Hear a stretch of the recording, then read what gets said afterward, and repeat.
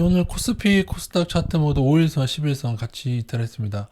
11선의 경우는 이 파란 선 조금 아래에 있는 선인데요. 11선. 지난번 화이자 효과 발표 후에 오르는 동안 깨지 않았던 11선을 이번에 깼고요. 그다음에 5일선은 좀 더 가까운 빨간 선인데 그것도 같이 있겠습니다. 오늘 5일선이나 11선을 깼다고 그대로 하락하는 건 아니고요. 그래도 좀 단기 상승폭이 컸을 때는 여기에 조정의 신호인 경우가 꽤 있죠. 이후의 모습은 상황 따라서는 바로 이번 주에 다시 감아 올려줘서 상승을 이어가는 경우도 있고, 아니면 조금 더 하락하는데 요 21선을 지지할 경우에는 이러다가 다시 오르는 경우도 있고, 21선 이탈 시에는 좀 조정이 깊어지겠죠. 그죠? 21선 이탈 시 조정이 깊어지면서 지난 추세선이 33일선이 요 정도로 지나가고 있을 건데, 또 그거를 추세선을 지지하게 되면은 더 오르고, 깨게 되면은 조금 더 하락한 후에 반등이 나오겠죠.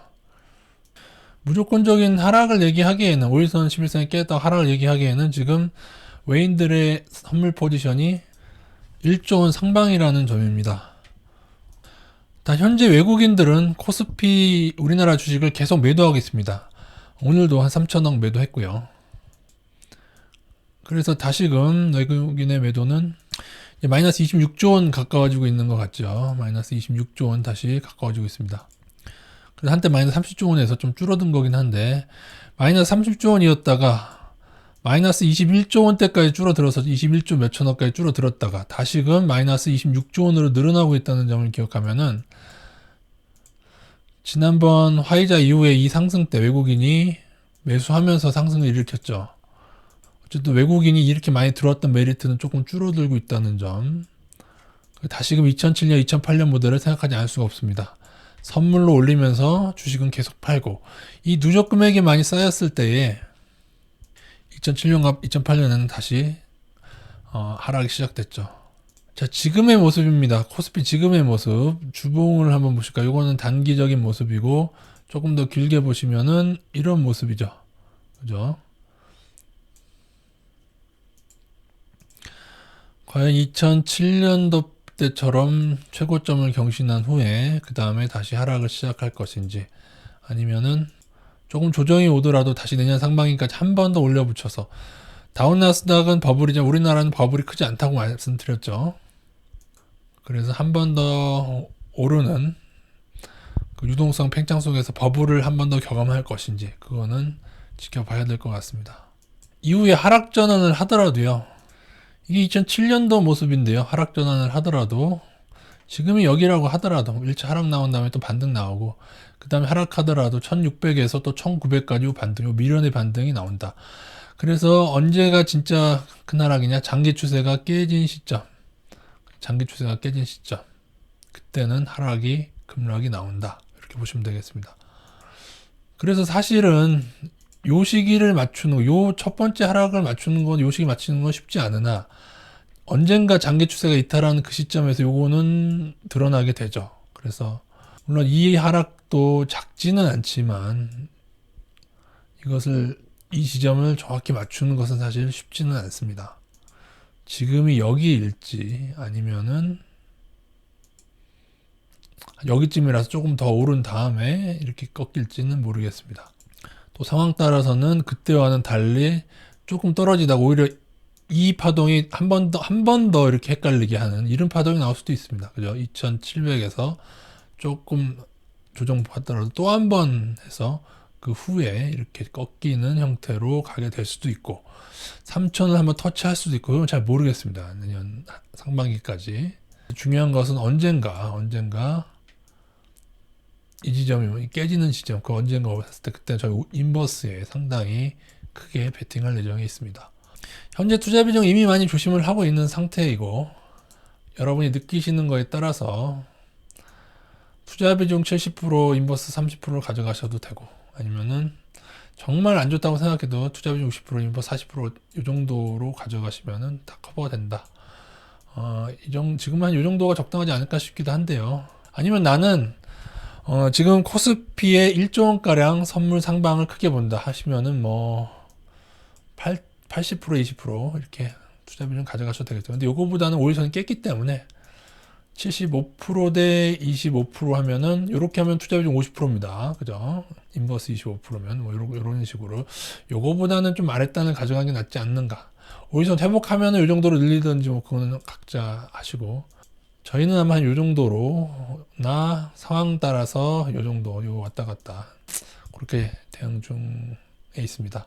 원래는 요번에 5일선 깨지면은 또 추가로 저는 좀 많이 줄이려고 했는데, 지금 외국인의 선물이 상방이라서, 물론 선물이 상방이어도 뭐 1조 원 정도니까요. 근데 이후에 조정은 나올 수 있죠. 선물이 상방이어도 조정은 나올 수 있는 거거든요. 그래서 원래는 조정이 나와야 되는데, 글쎄요.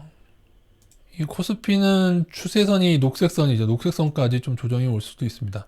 어쨌든 제가 볼 때 이 녹색선만, 이 지금까지 3월부터 올랐던 이 추세선만 지켜낸다면 아마 받고 다시 오르던지. 추세선이 깨지게 되면 좀 조심할 것 같긴 합니다. 이 녹색선이 깨지게 되면은, 깨진 후에는 튀어 오른 다음에 녹색선 맞고 다시 이렇게 하락하는 경우를 봐야 돼서, 이런 거는 이제 패턴만 머리에 그리고 있는 거지, 이후에는 그냥 그대로 차트가 흘러가는 대로 가시면 되겠습니다. 코스닥도 비슷한 상황이고요. 추세선만 요 분홍색 선이 추세선이 되겠습니다. 조정이 나오는데 보통 조정이 나오기 시작하면은 예전의 고점까지는 조금 눌리는 경향이 있긴 합니다. 네, 상황 따라서.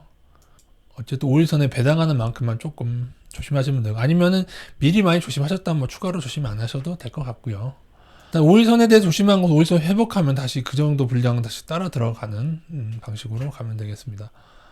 어젯밤에 다우나스닥이 장중에 한 1점 몇 프로씩 S&P가 떨어졌다 오르긴 했는데, 선물 시장에서는 거의 4, 5%까지 선물 시장은 이상하게 그 주식보다 더 많이 떨어졌다 올렸어요. 약간 뭔가 판을 흔들고 좀 간을 보는 선물 파생 애들의 움직임이 있는데, 일단은 다우나스닥은 금요일날 끝났기 때문에 이제 선물은 백지장입니다. 거의 백지장. 롤오버가 있긴 하겠지만은 그래도 많지 않을 거고, 백지장에 다시 시작하는데 그들이 어떠한 포지션을 쌓고 어떠한 또 계획을 할지를 한번 또 읽어봐야겠죠. 코스피 선물을 상방으로 가져가는 동안은 계속 상방으로 가져갈 거예요. 그래도 여러분 경험에서 알 수 있듯이 1조 원에서 왔다 갔다 하는 것도 금방금방 또 왔다 갔다 합니다. 예, 그걸 아시고. 자, 마지막으로 보너스로 단기적으로 코스닥이 2007년도에 고점을 어떻게 맞이했는가 그거 한번 보여드리고 마치겠습니다. 우리나라 증시가 버블이라고 하기에는 2007년도에 그때 800선에서 꼬꾸라졌죠. 근데 지금 10몇 년, 13년이 지났는데도 지금 900선이에요. 실적은 따지고 보면은 IT 부품업체들이 코스닥이 그때 비해서 지금 많이 좋아진 상태죠. 더군다나 이 900을 만들어낸 것도 사실은 제약주 버블이 많기 때문에 코스닥은 제가 볼 때 그냥 느낌대로만 말하면 절반은 지뢰밭인데, 코스닥 좀 심하게 말하면 절반. 그 중에 뭐 정말 지뢰밭은 한 20%, 30%가 지뢰밭이고요. 근데 그 지뢰밭들 속에서 정말 그 중에서는 한 20% 정도는 보석처럼 빛나는 저평가들이 있는 곳이 코스닥 시장입니다. 근데 너무 위험한 게 많죠. 2007년도 때에 코스닥이 240선까지 폭락하게 될 때 첫 하락이 나왔을 때입니다. 일작 하락. 올해 3월처럼 서브프라임 하락이 처음에 나온 후에 이때였나요? 8월이 맞네요. 이 코스피인데요. 이때가 되니까 보세요.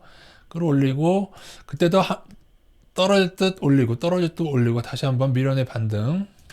코스닥도 어떻게 보면 이게 지난 3월이겠죠. 3월 한 다음에 끌어올려서 올리고 그 다음에 또 떨어진 다음에 올리고 떨어진 다음에 또 올리고 그러면서 이렇게 하다가 또 오르고 하다가 결국에는 200 몇입니까? 240몇까지 찍었는데, 그죠? 그 후에 진짜 폭락은 그 이후에 떨어진 단계, 600대, 800, 600에 떨어진 단계인데 떨어진 단계에서 많이 매수할 거 아닙니까? 떨어졌다고 사람들이 그때 뒤통수 치면서 245를 찍습니다. 2008년. 이게 바로 한 거의 1년 새에 벌어진 일입니다. 보다 설사 꺾인다고 해도 많이 헷갈리게 몇 번씩 끌어올린다.